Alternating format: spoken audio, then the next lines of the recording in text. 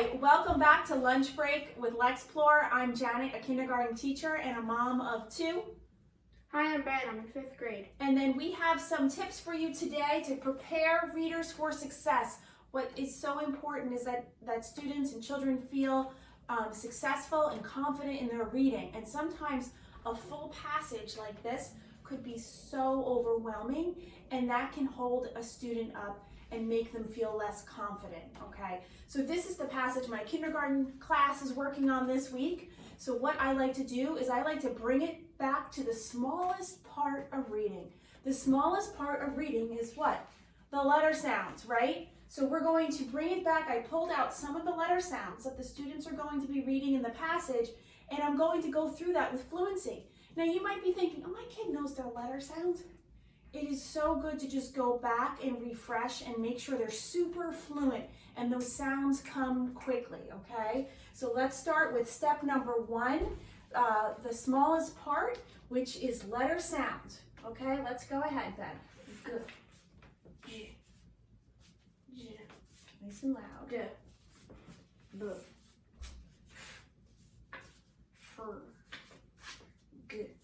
Now I included a blend in there because they're going to see this FR blend, and I also intentionally put the B and D right next to each other. If your child struggles in any of those sounds, pull them out and then keep reviewing until you get a smooth, fluent reading. Okay, after we go over some of the letter sounds that we're going to find in the passage, then I'm going to do some word work. I do word work in 2 parts. I do it with the blending and with the sight words, okay? So the blending, I do a little word work by changing up sounds. So Ben, what are the names we're going to see in this passage? Jen. Good. And Ben. Ben. Okay, and then we're going to take a look at some words. This passage, the skill focus, one of the skills that's focused on in the passage is OG words, the OG word family. So then I'll do some work with that. Okay, go ahead, Ben, read. Log. Okay, Frog. go ahead. Jog. Good. Bog. Dog. Now all of this can be done with just paper and pencil or on a whiteboard. However you just want to put these words down quickly. It doesn't have to be this big teacher setup. Okay, but just working with these words, getting the child familiar with the words so that when they see them in the text, they don't struggle with it. It's familiar, they feel confident, and they'll go right into their fluent reading. And then I'm going to go into my sight words. I say the letters for sight words, S-H-E. What word is that? She.